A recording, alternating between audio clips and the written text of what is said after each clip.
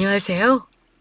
서울 종로의 한 조경회사에서 근무하고 있는 40대 초반 남성입니다. 오늘 제가 전해드릴 사연은 10년 전 제가 회사로부터 부당한 정리해고를 당한 뒤 굴곡진 삶을 살아온 이야기입니다.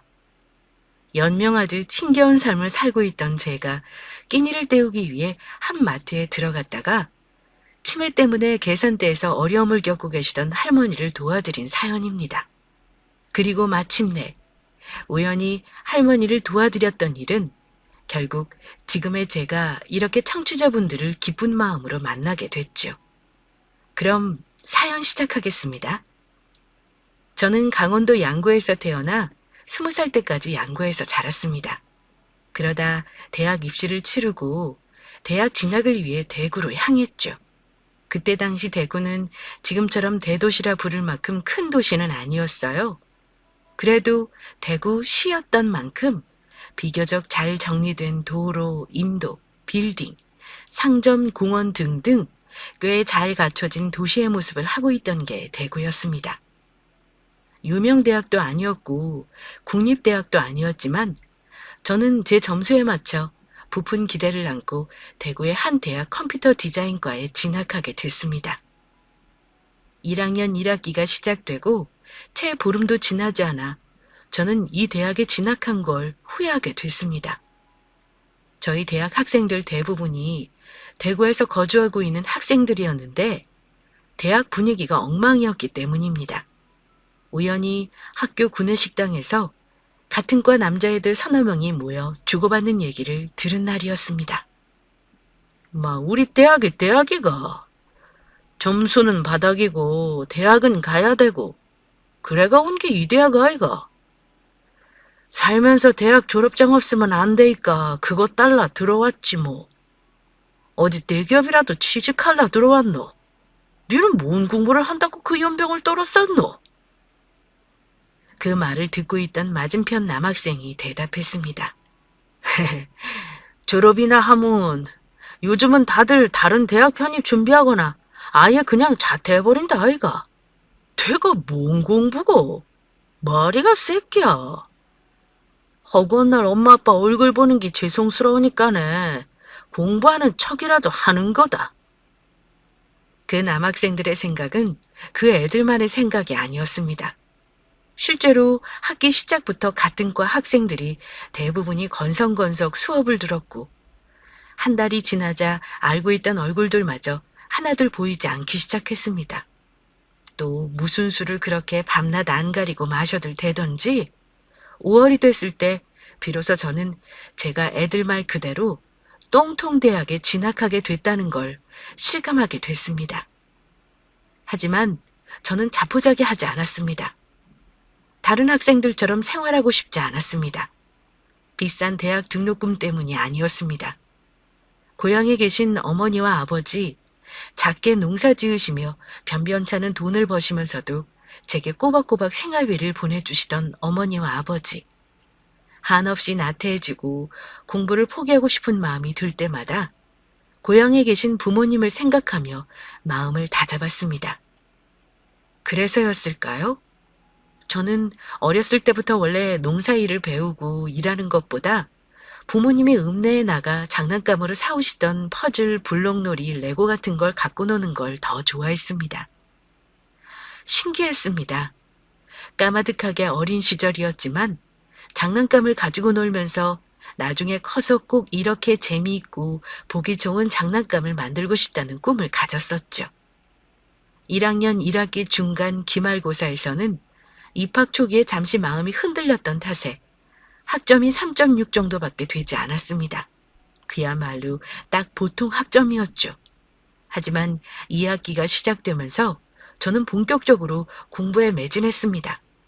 그 결과 1학년 2학기 중간 기말고사에서 각각 4.3, 4.1 학점을 받게 됐습니다. 2학기 때부터 부모님 부담을 덜어드리기 위해 한 햄버거 가게에서 파트타임 아르바이트로 6시간씩 일했지만 그 시간을 제외하고는 대부분의 시간을 학과 공부하는 데에만 썼습니다. 지성이라면 감천이라는 말이 있지요. 저는 좋은 성적을 받아 3학년 2학기를 제외하고 4년 내내 최우수 성적으로 전액 장학금을 받고 학교에 다녔습니다. 그만큼 성적이 좋은 저였기 때문에 군복무 역시 학사장교로 대체할 수 있었습니다.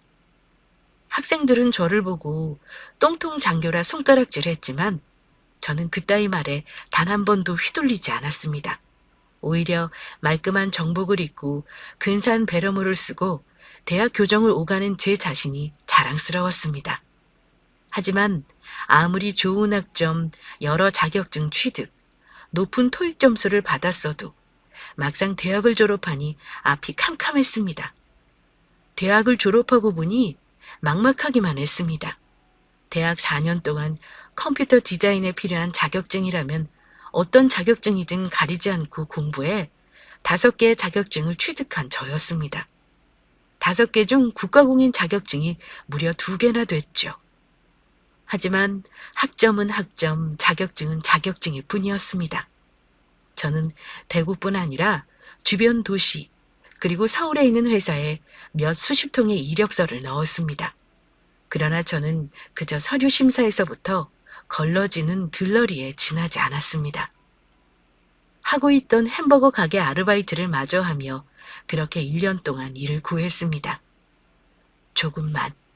조금만 더 힘을 내보자는 제 마음과 달리 1년의 구직에도 불구하고 결국 저는 어떤 회사에도 입사하지 못했습니다.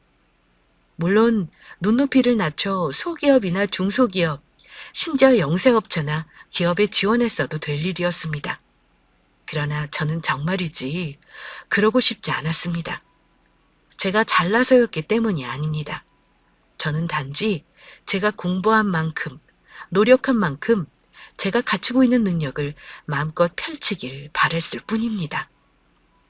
그렇게 1년의 구직 생활, 3개월 더 구직 생활을 한 뒤, 비로소 저는 제가 전공했던 컴퓨터 디자인 관련 회사에 들어가는 것을 포기하기에 이르렀습니다. 원망스러웠습니다. 제가 다닌 그 똥통 대학도, 학벌이 1번인 사회도 말입니다. 일 구하는 것을 포기하고 저는 20살 중반 언저리부터 전국의 공사판을 떠돌아다니기 시작했습니다. 그렇게 하루 벌어 하루 살며 허송세월을 보냈습니다. 삶이 싫어 도피하듯 전국 여기저기를 떠돌아다녔고 일에서 번 돈은 족족 진창 술 마시는데 모두 써버렸습니다. 인생의 밑바닥까지 올 만큼 왔다 생각한 저는 교차로 구인 광고를 보고 될 대로 되라는 마음으로 한 원양어선 회사에 전화를 걸었습니다. 뭐 아무리 원양어선이라지만 죽기 하겠어? 몰라. 될 대로 되라지. 지금은 많이 나아졌지만 15년 전만 해도 사람들은 벤이라는 사람들을 무시하거나 경멸하는 눈치였습니다. 임금체불 같은 문제는 둘째치고 사람들에게 배 타는 사람이라고 말하면 사람들 거의 모두가 벤이라는 사람들을 사회에서 낙오된 사람들로 여겼던 것이죠. 신용불량자, 징역산 범죄자, 경찰에 쫓기고 있는 사람 등등. 사람들 어떤 누구도 배 타는 사람들에게 좋지 않은 시선을 보내던 시절이었습니다. 인천에서 일하고 있었던 저는 짐을 꾸려 통영으로 내려갔습니다. 통영 터미널에서 내리자마자 공고에 나와 있는 주소로 찾아갔죠. 그리고 거기서 처음 원양어선 선장을 만나게 됐고 선장의 지시에 따라 선장이 마련해둔 숙소에서 5일을 보내며 바다에 나갈 준비를 했습니다. 바다에 나간 첫날이었습니다. 뱃일이 익숙한 듯 배 탄 사람들 모두가 태어났습니다. 하지만 저는 처음 하는 뱃일이었고 또 저와 같이 일하는 사람들 나이대가 40살 후반, 많게는 50살 후반까지여서 잔뜩 긴장하고 지낼 수밖에 없었습니다. 충격적이게도 사회에서 떠도는 사람들 말은 헛소문이 아니었습니다. 저는 바다에 나가는 일을 시작한 지 불과 1시간도 안 돼 그 사실을 직접 몸으로 경험하게 됐습니다. 아야, 지금 뭐 하고 있더냐? 얼렁얼렁 안 하냐? 허휴, 이게 뭐요? 완전히 빙초이고마. 네, 죄송합니다. 저는 웬일이 처음이라서. 죄송하면 나요. 죄송하면 얼른 통발 제껴서 졌다 펼치라고. 네, 죄송합니다. 웜에 이 잡것, 그놈의 죄송. 그 말할 시간에 싸게 통발 안 제끼냐? 그건 시작에 불과했습니다. 계속되는 상스러운 욕설, 음담패설, 저를 대하는 태도뿐 아니라 서로가 서로를 대하는 태도, 이간질, 뒷담화. 세상에 안 좋은 것들이란 안 좋은 것들 모두가 거기 모여 있는 것 같았습니다. 그렇게 보름의 시간이 흘렀고 휴식차 선장이 배를 잠시 울산항구에 댔을 때 저는 숙소에서 빠져나와 도망치듯 부모님이 계신 양구로 향했습니다. 제가 결정적으로 뱃일을 그만두게 된 이유는 며칠 전 밤, 조 부반장이 사람들이 잠든 사람들 모르게 한 행동 때문이었습니다. 그날은 유독 홍어가 많이 잡힌 날이었습니다.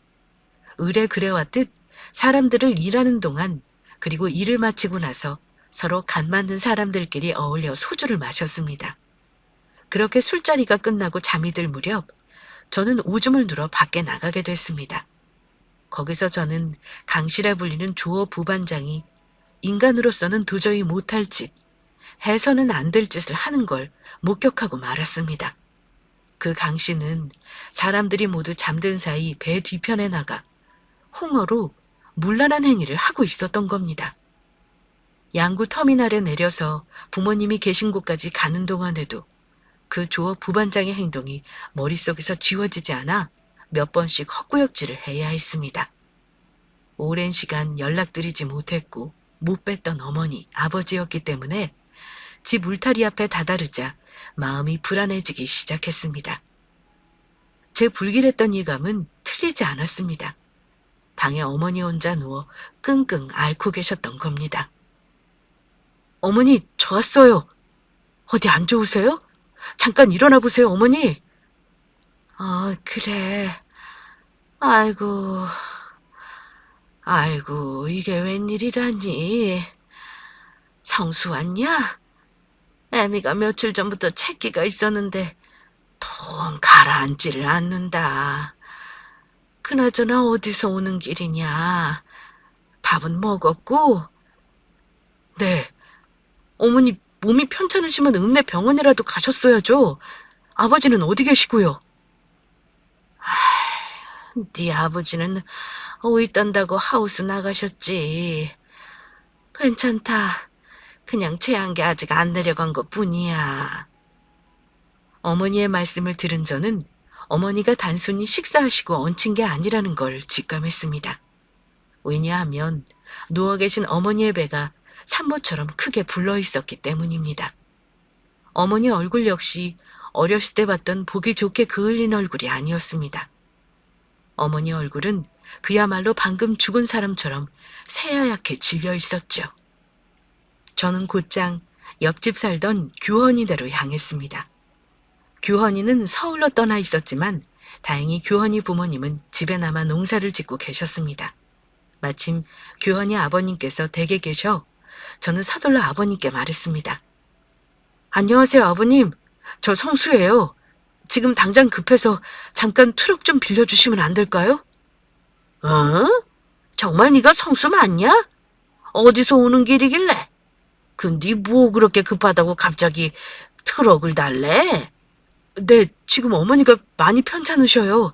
제가 병원 다녀와서 말씀드릴게요. 자, 키워봐도. 그려.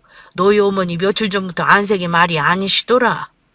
그렇게 병원에 가보라고 해도 말을 들으셔야지.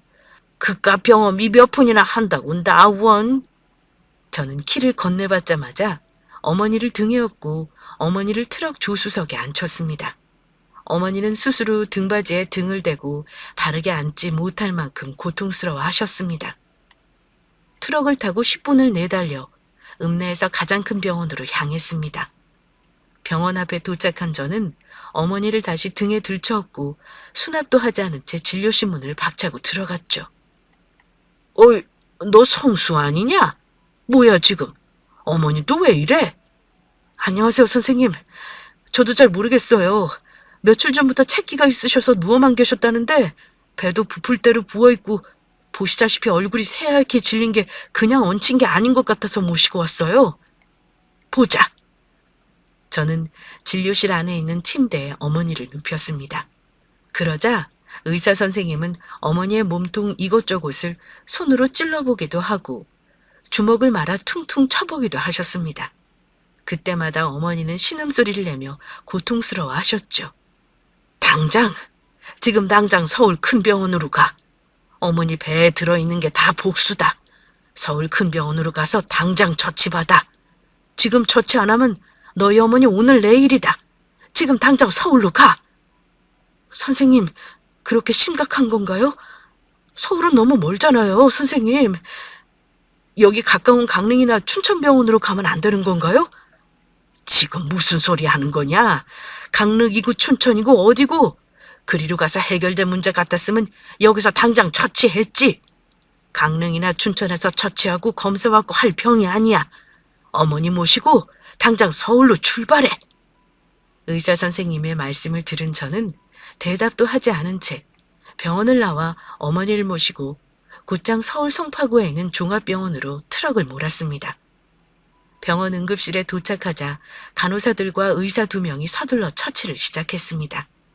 먼저 배에 가득 들어차 있는 복수를 빼냈습니다.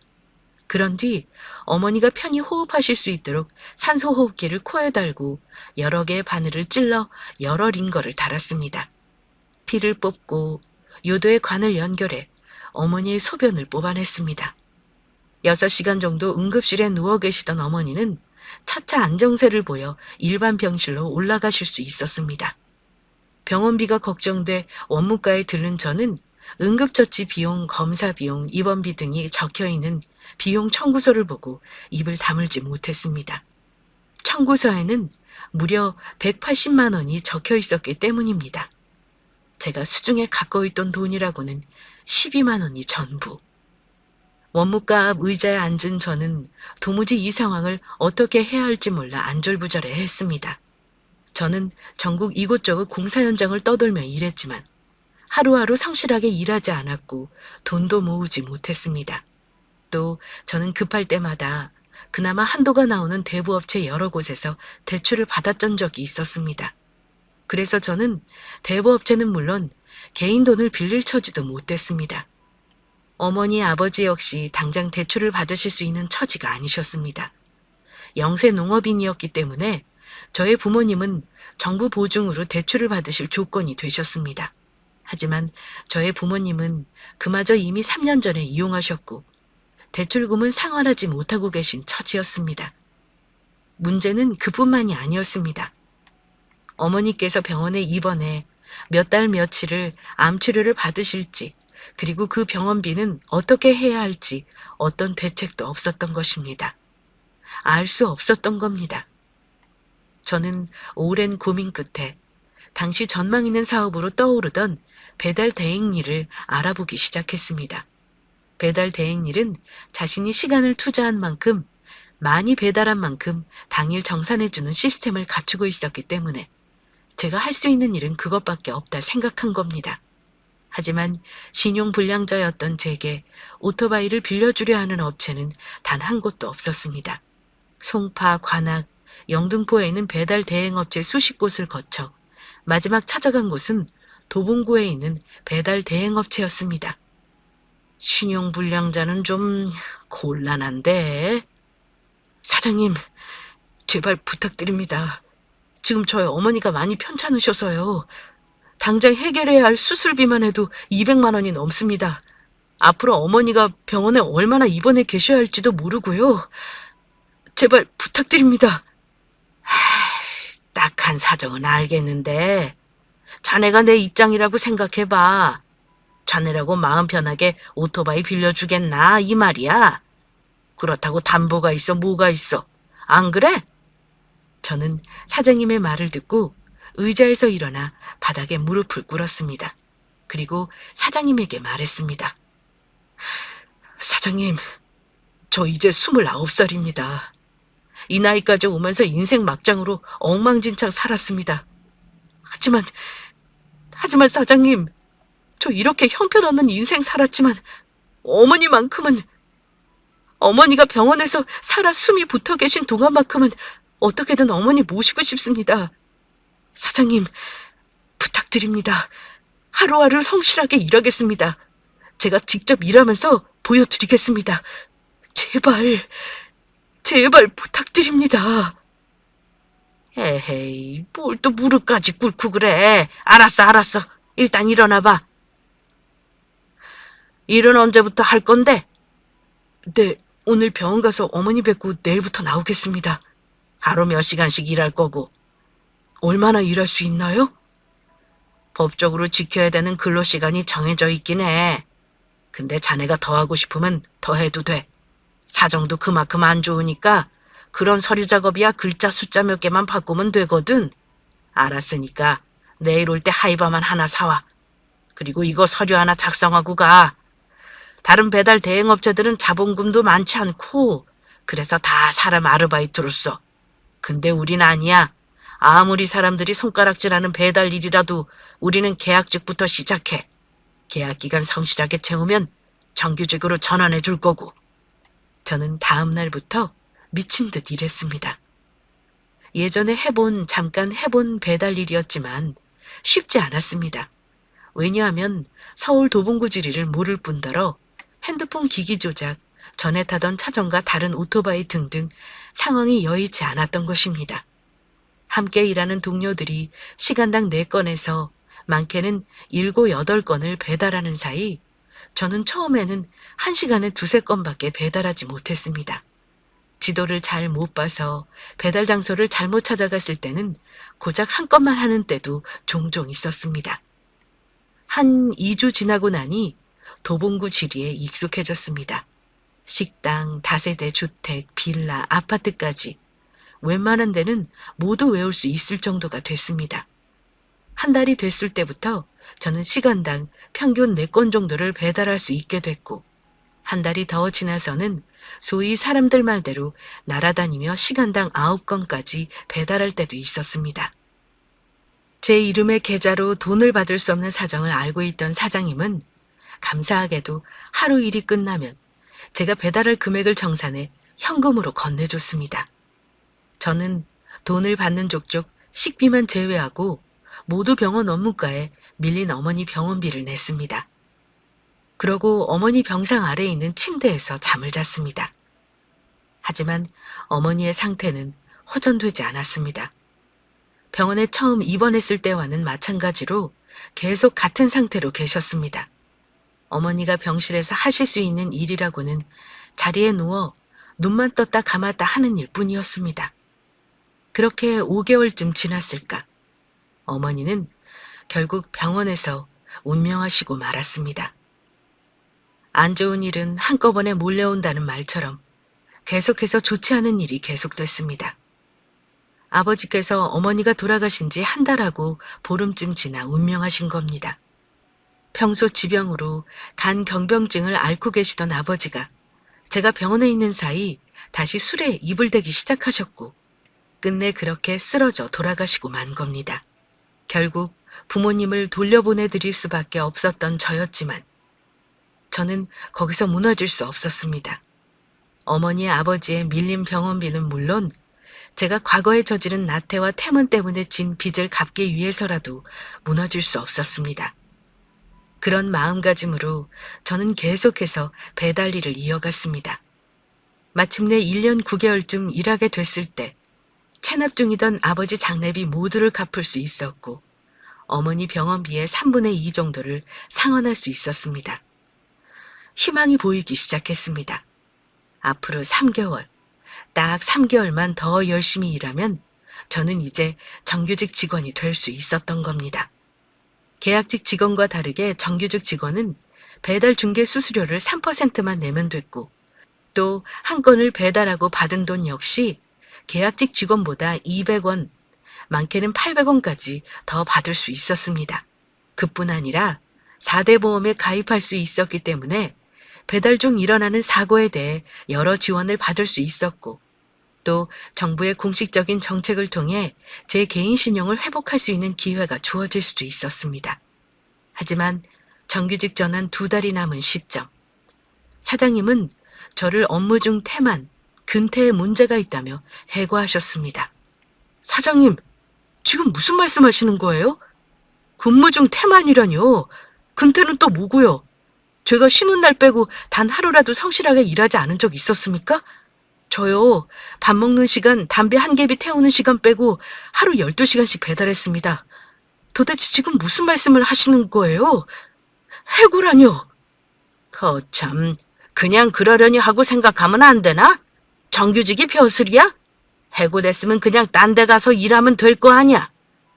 사장님, 고작 보험료 돈 몇 푼 아끼자고 지금 이러시는 거예요? 2달이에요. 2달 남았다고요. 아, 이제 알겠네요.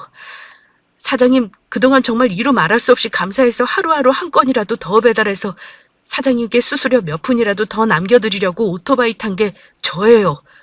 사고 같은 건 생각할 필요도 없이 신호 위반이면 신호 위반, 칼치기면 칼치기, 미친 듯이 일한 게 저라고요. 그런데 고작 정규직 전환, 그거 하나 때문에 당신이. 야, 성수야, 너도 벌만큼 벌었잖아. 네 아버지 병원비도 다 깎고 이제 어머니 병원비도 다 까간다며. 너 일 잘하니까 어디 가도 환영 받을 거야. 말 끝났다. 딴 데 가서 일해서 벌어먹고 살아. 이 나쁜 자식! 벌레만도 못한 인간! 저는 사장에게 소리를 지르고 가게 문을 열고 나왔습니다.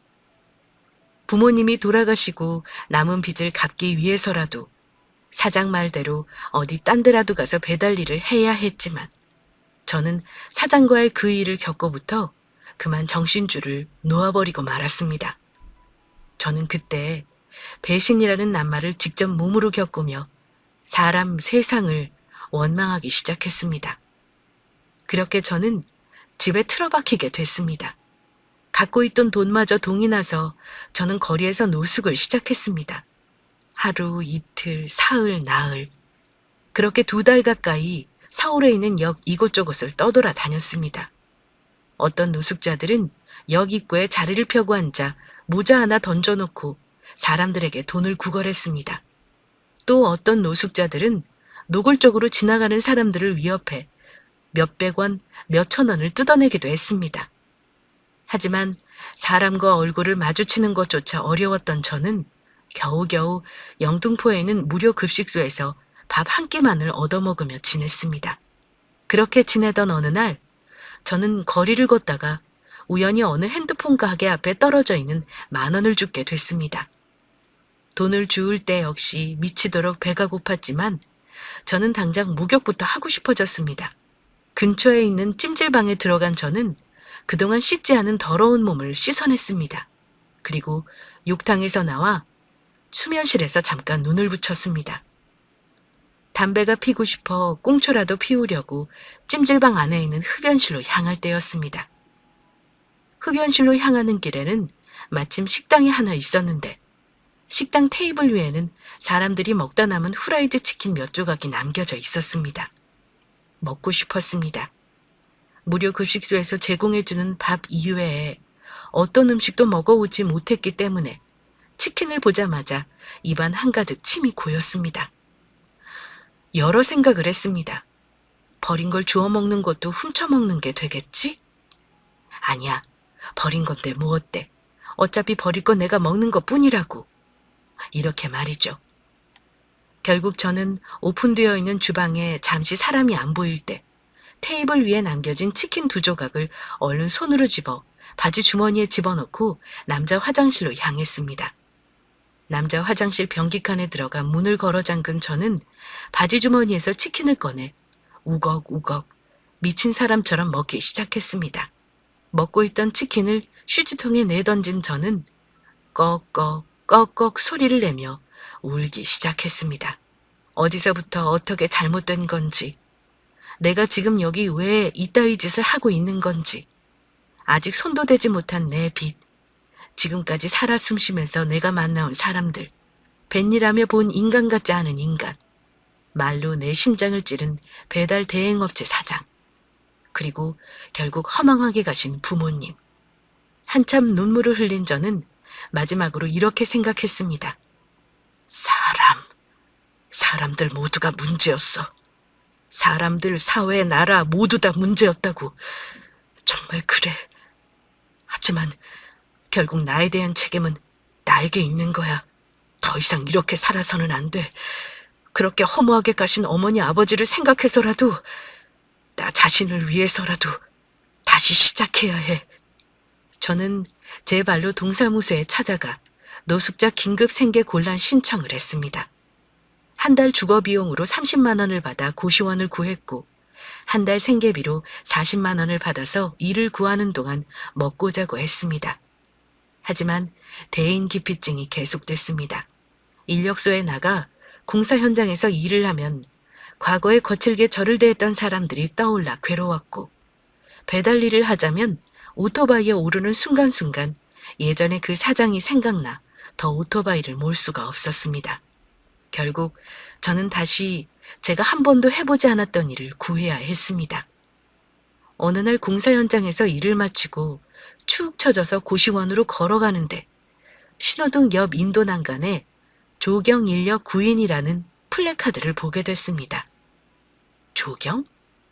꽃이랑 나무 만지는 일인가?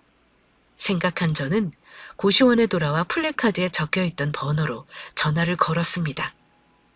안녕하세요. 구인 공고 보고 전화드리는데요. 네네. 살고 계신 지역이 어디세요? 네, 여기 영등포 쪽이에요. 아, 거기 백화점 앞에 붙어있는 공고 보고 전화하셨구나. 언제 면접 가능하세요? 네, 내일 오후 2시쯤이요. 근데요, 사장님, 죄송하지만 면접 보기 전에 여쭤볼 게 있는데요. 조경일 하시는 분들 나이대가 어떻게 되시나요? 주로 어르신들인가요? 조경률이 뭐 그쵸. 거의 50살 이상 잡수신 어르신들이에요. 여사님들이 더 많고요. 남자분들도 계신데 몇 분 안 돼요. 기계 다루는 일이 많지 않아서.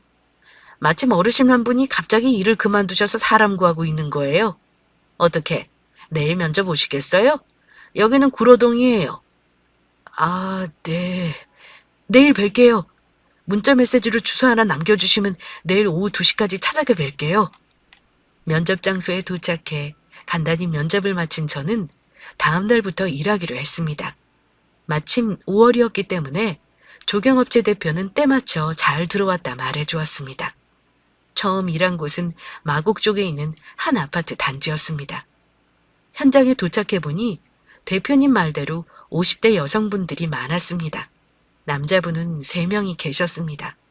여사님들은 주로 아파트 단지 외곽에 있는 잔디를 돌며 잡초를 뽑으셨습니다. 그리고 저를 포함한 남자분들은 잔디 깎는 기계를 이용해 여사님들이 일하시지 않는 잔디에서 웃자란 잔디를 깎았습니다. 몸을 많이 쓰거나 험한 일이 아니었기 때문이었을까요? 어르신들 모두 점잖고 차분한 이품을 갖고 계셨습니다. 물론 그중 어린아이처럼 짓궂은 성격을 갖고 계신 남자 한 분이 계셨습니다만 말 그대로 어린아이처럼 천진난만하고 어리공 피우는 성격이었을 뿐 그분 역시 좋은 분이셨습니다. 저는 조경 일을 시작하면서 차츰차츰 앓고 있던 대인기피증이 나아지고 있다는 걸 느꼈습니다. 처음에 함께 일하시는 분들이 오해하실 정도로 저는 무뚝뚝하게 어르신들을 대했고 싸늘하게 느껴질 정도로 제 실속만 챙기기 바빴습니다. 이봐요, 김씨. 이거. 우리 며느리가 어젯밤에 삶아준 고구마야. 이것 좀 먹고 해. 아무리 일이 허드렛 일이라고 해도 몸 많이 움직이고 그러면 밥심이 있어야지. 자, 이것 좀 먹어봐요. 그렇게 친절하게 저를 대해주시던 여사님께 대답하기는커녕 여사님이 말을 마치자마자 획 하고 고개를 돌리고 하던 일을 마저 하던 저였습니다. 그런 이유 때문에 함께 일하시는 분들 대부분이 제게 말을 걸지 않았고 어떤 분은 일부러 저를 피하시는 분도 계셨습니다. 하지만 어느 순간부터인가 마음씨 좋은 어르신들과 계속 시간을 보내면서 저는 말문을 열기 시작했습니다. 말을 건네고 말을 주고받고 웃기 시작한 거였죠.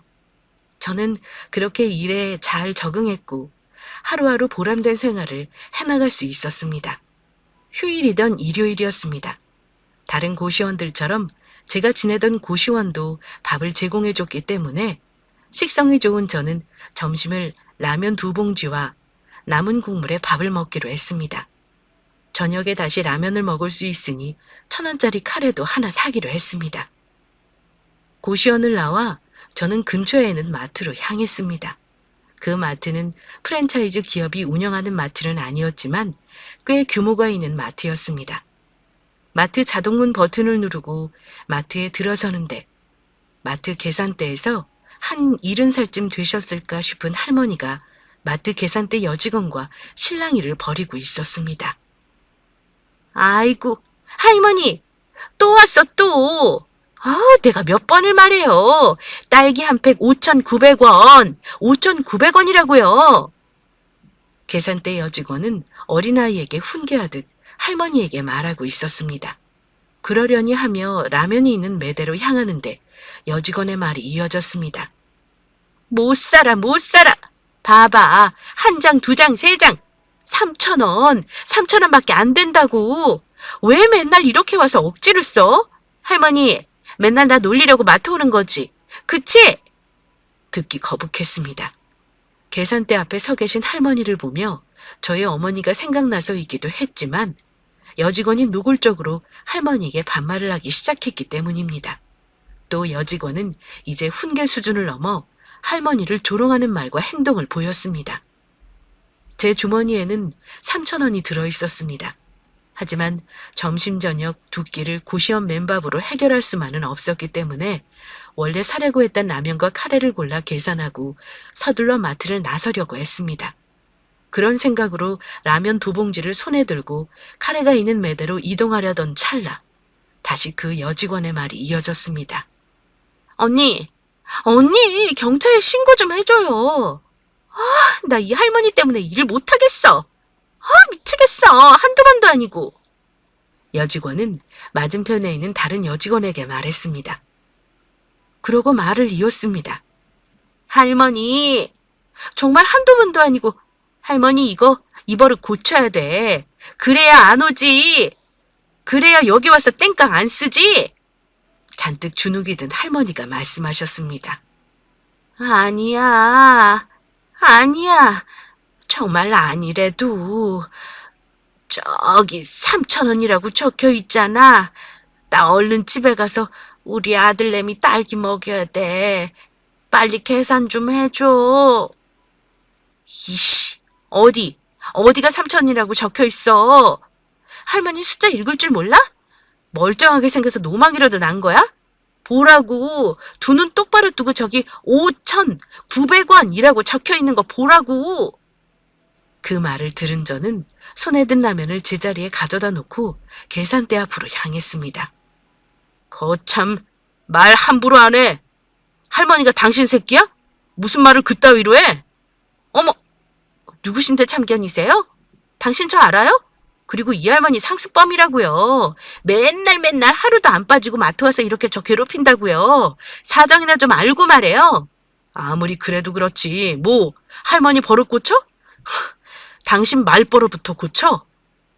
진짜 듣자 하니까. 당신 뭔데? 그리고 나이도 나보다 한참 어린 것 같은데 왜 반말 짓거려? 참 못쓸 인간이네.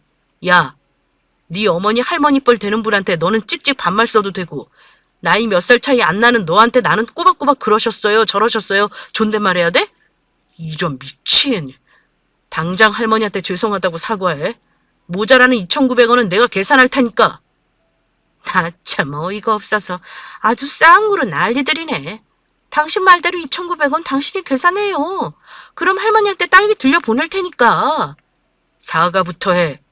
못해? 사과해. 못한다고. 못해? 그럼 여기 사장 나오라고 해, 당장. 지금 네가 할머니한테 짓거린 말, 행동, 네 사장한테 다 까발릴 테니까 당장 사장 나오라고 해. 이런 씨. 팔짱을 끼고 잠시 생각에 잠긴 여직원은 얼마 안 돼 바로 할머니에게 죄송했다는 말을 전했습니다.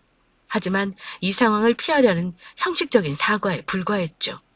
똑바로 죄송하다고 말씀드려 허리 굽히고 고개 숙이고 죄송합니다. 그렇게 말씀드리라고.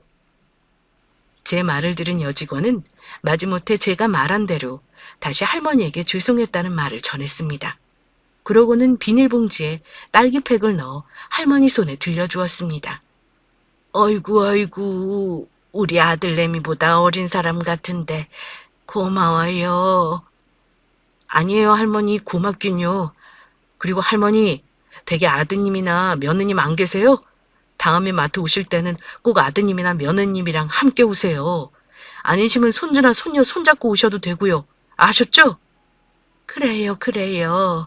어쨌든 정말 고마워요. 우리 아들내미 딸기 잘 먹일게요.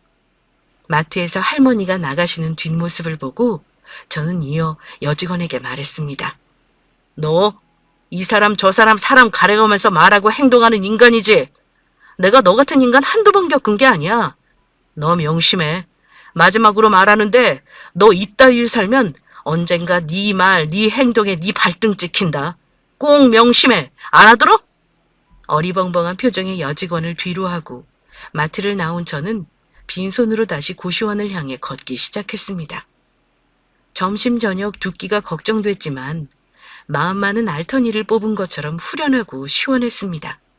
그리고 또 불의를 보면 더 이상 도망치지 않고 바로 그 자리에서 불의를 해결하려는 제 모습이 좋기도 했습니다.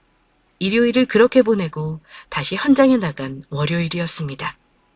오전 작업을 마치고 한 식당에서 어르신들과 밥을 먹고 있을 때였습니다.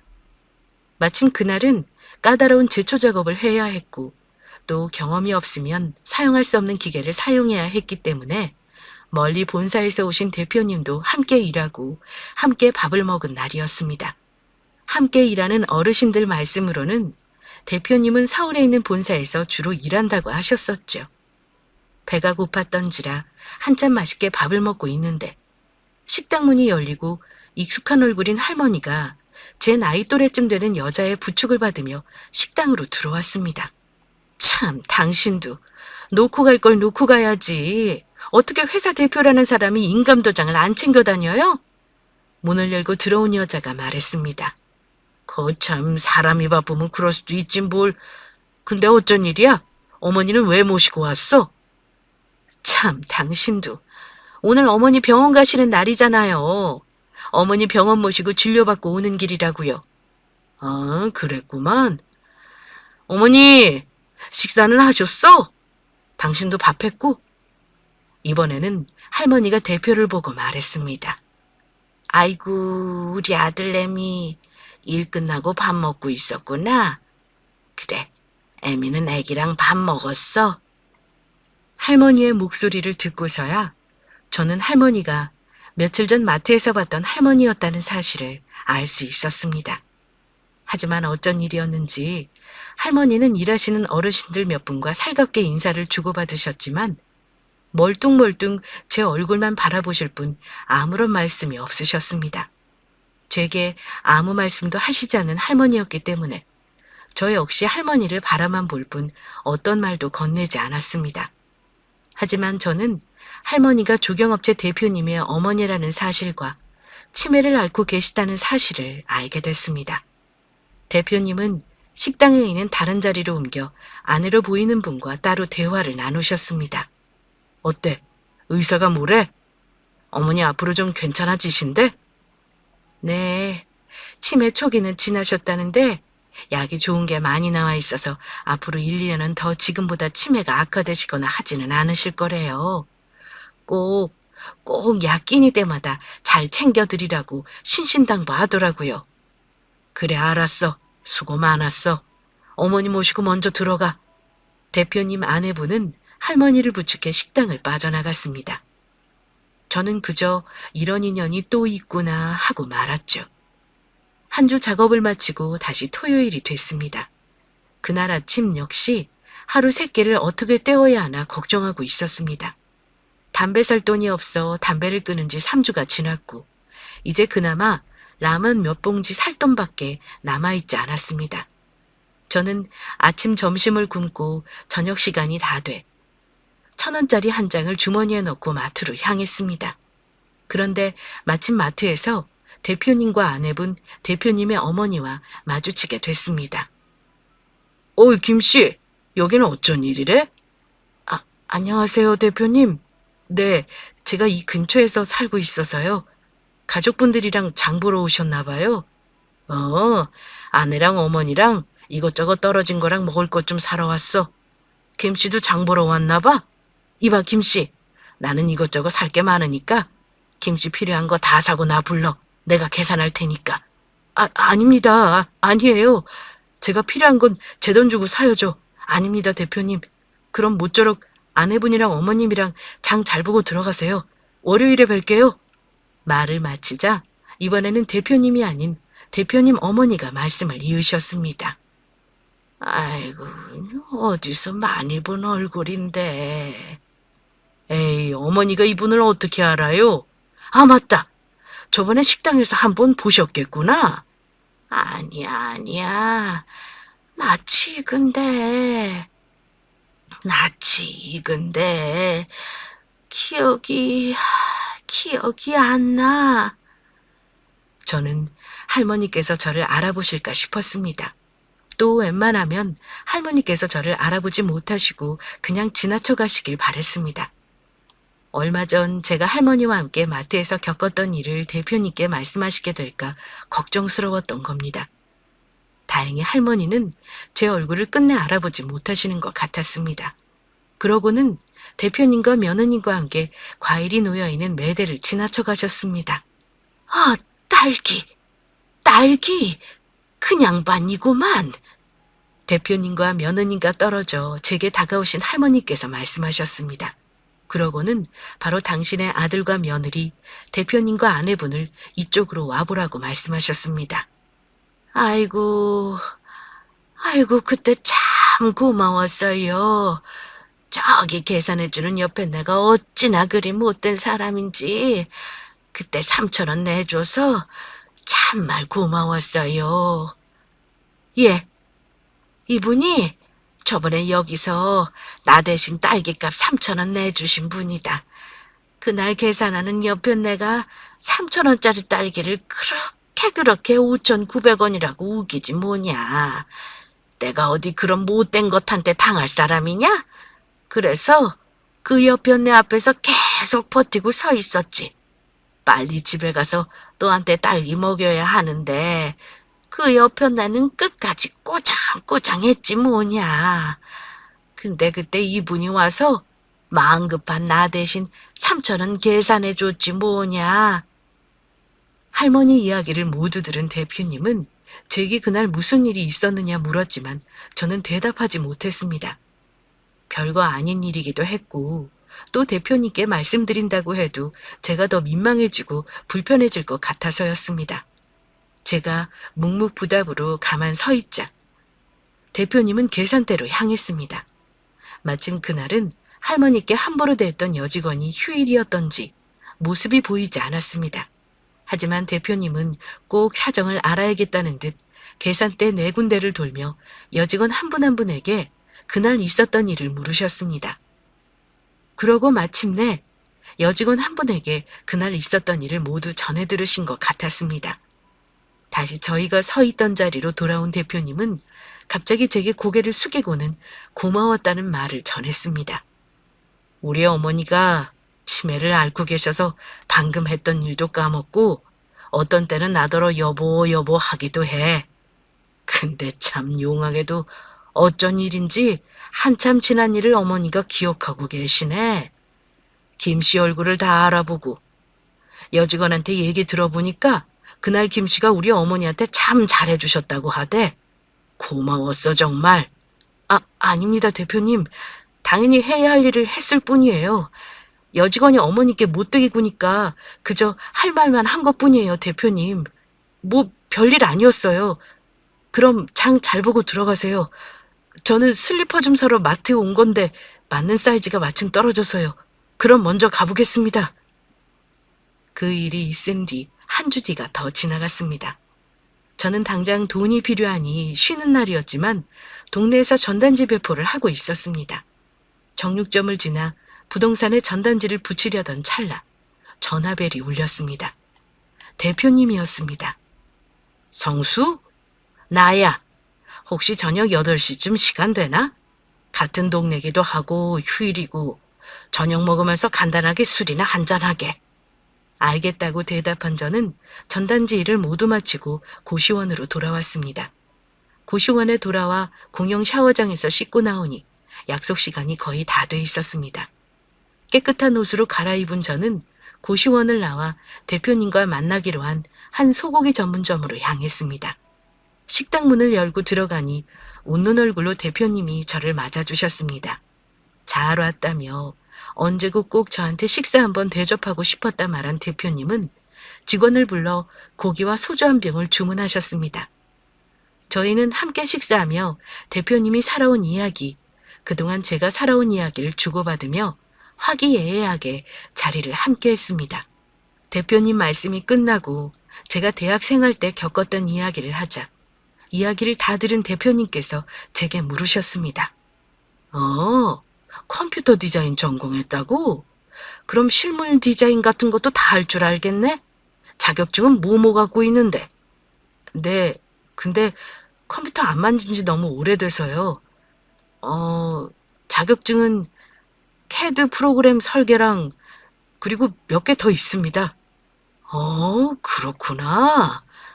그나저나 성수야, 너 앞으로 이 조경일 계속 할 거냐? 네, 따로 생각해 둔 일도 없고 지금 하고 있는 일이 또 적성에 맞기도 해서요. 장담할 수는 없지만 한 3년은 일 좀 배워보려고요. 제 말을 전해 들은 대표님은 제게 앞으로 1년 정도 더 조경 현장 일을 배우라고 말씀하셨습니다. 1년 정도 조경 일을 완전히 다 배우면 그때 본사 조경 디자인 부서로 들어가 일했으면 좋겠다 말씀하셨습니다. 알고 보니 대표님은 조경업계에서 마당발로 통하시는 분이었고 또 그만한 회사 본사를 서울 종로에 두고 계셨습니다. 그리고 제가 살아온 이야기와 제 사정 모두를 알게 된 대표님은 신길동의 보증금 1,000만 원에 월세 35만 원짜리 방을 얻어주셨습니다. 성수야, 돈 1,000만 원 그거 생각하기 나름이다. 열심히 살아. 그리고 나중에 성공하면 베풀면서 살아. 알았냐? 또 제가 정부 지원을 받을 수 있도록 도와주신 덕분에 저는 1년 만에 떠안고 있는 빚 모두를 탕감하게 해주셨습니다. 대표님께서 말씀하신 대로 저는 조경 일을 배우기 위해 현장에서 더 열심히 일했습니다. 그래서였을까요? 조경 일을 완전히 터득하는데 8개월밖에 걸리지 않았고 그 사실을 안 대표님은 약속대로 저를 종로에 있는 본사로 보내주셨습니다. 몸쓰는 일만 해오던 저였지만 컴퓨터 앞에 앉아 다시 컴퓨터를 만지고 있자니 나한테 맞는 옷을 입었다는 생각이 들었습니다. 저는 대표님의 배려로 그렇게 본사에서 일하게 됐고 이 일을 시작한 지 8년이 지난 지금 늦은 나이지만 조경 디자인 부서에서 과장으로 일하고 있습니다. 큰 집은 아니지만 차곡차곡 모은 돈으로 대출 한 푼 받지 않고 집도 하나 얻을 수 있었고요. 그리고 이제 제 삶의 이유와 희망이 된 지금의 아내를 만났고 2딸 민서, 은채도 얻었습니다. 하루하루 행복한 시간을 보낼 때면 어떤 때는 지금 이 행복이 정말 내 것이 맞나 하고 뺨을 꼬집어 볼 때도 있답니다. 정말이요. 이제 갓 불혹 40을 지난 저는 굴곡진 인생을 살며 깨달은 게 하나 있습니다. 내가 한 말과 행동은 반드시 제 자신에게 돌아온다는 사실을 말입니다. 콩 심은 데 콩 나고 팥 심은 데 팥 난다는 속담이 있듯 뿌린 대로 거둔다는 속담이 있듯 우리 조상님들 말씀은 틀린 게 하나 없었습니다. 우연히 대표님 어머니를 도와드렸던 일 하나가 제게 새로운 삶, 보람된 삶, 미래를 향해 나아가는 삶을 만들어 주었습니다. 물론 대표님께서 제게 베푸신 은혜는 말할 것도 없이 크나큰 것이었고요. 긴 시간 사연 들어주신 분들에게 감사 말씀 전합니다. 청취단 모든 분들에게 건강과 안녕이 있길 빕니다. 그럼 이만 마치겠습니다. 감사합니다.